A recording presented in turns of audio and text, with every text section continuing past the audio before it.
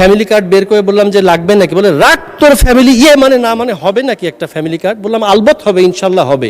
Speaker, budget 2026-27 কথা বলতে পারিনি, সম্ভব হলে 1 মিনিট বাড়িয়ে দেবেন, যার সাথে সম্পৃক্ত জাস্ট এতটুকু বলতে চাই। অনেক গল্প গুজবের কথা এসেছে, আমরা একটা স্বপ্নের বাজেট, একটা স্বপ্নের কথা বলি, এটা শেষ করে দিই। মাননীয় স্পিকার, ঘুমের মধ্যে দেখছি রাজশাহীর বাগমারার ফকিন্নি নদীর পাশে একজন বৃদ্ধ লোক মনের দুঃখে বিড়ি টানছেন। তা গিয়ে বললাম যে এত কষ্ট কিসের আপনার? বলল যে এই ফ্যাসিস্ট এবং ইন্টারিম একটা জিনিসই ভেজাল মুক্ত রেখে গেল, এর মধ্যে দাম বাড়িয়ে দিলেন।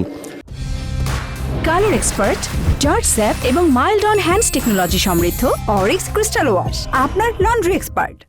তো যাই হোক, তো বললাম এটাই কি আপনার মূল দুঃখ? তো বলছে না, এটা আসলে মূল দুঃখ না। শুনতে পারলাম যে বিগত নির্বাচনে নাকি অনেকগুলো আসনে কোরআন হেরে গেছে।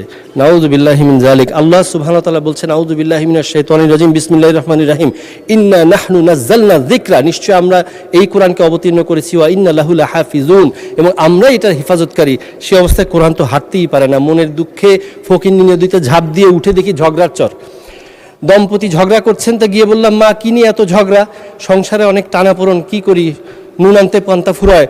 ফ্যামিলি কার্ড বের করে বললাম যে লাগবে নাকি, বলে রাখ তোর ফ্যামিলি, মানে না মানে হবে নাকি একটা ফ্যামিলি কার্ড? বললাম আলবত হবে, ইনশাল্লাহ হবে, এবং আপনাকে কোনো মার্কায় স্লোগান দিতে হবে না, আপনার শুধু পরিচয় লাগবে বাংলাদেশি, এবং আপনি একজন পরিবারের প্রধান নারী। তো সেই অবস্থা থেকে ভদ্রলোক এসে পিঠ চাপড়ে দিচ্ছেন, পিঠ চাপড়ে বলছেন। তো উঠে দেখি যে আসলেই কেউ পিঠ চাপড়াচ্ছে, আসলে আমার প্রিয়তমা স্ত্রী মৌলভীবাজারের মেয়েটি আলতো করে পিঠ চাপড়ে বলছেন, আর ঘুমের মধ্যে বাজেট বক্তৃতা দিতে হবে না, আমার জন্য কি আছে বাজেটে তাই শুনি। তো বললাম অবশ্যই আছে, ওই যে প্রদেয় করের থেকে উৎসে কর, অগ্রিম কর বেশি কাটা হয়, এটা ফেরত পাবেন।